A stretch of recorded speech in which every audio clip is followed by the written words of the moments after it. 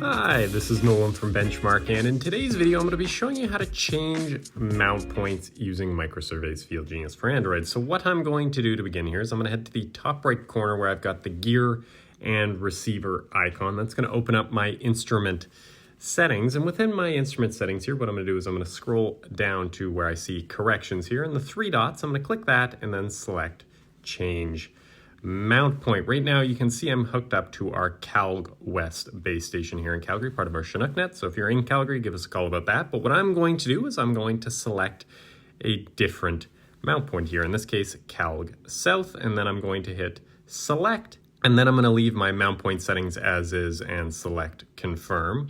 That's then going to load me back to my instrument settings here. And what I'm now going to do once that's loaded up is I'm going to click done in the bottom right corner. That's going to take me back to my map screen, and I have successfully selected a different mount point. But for now, that is everything in today's video. That is how you change mount points using Microsurvey's FieldGenius for Android when you are on an N-Trip network.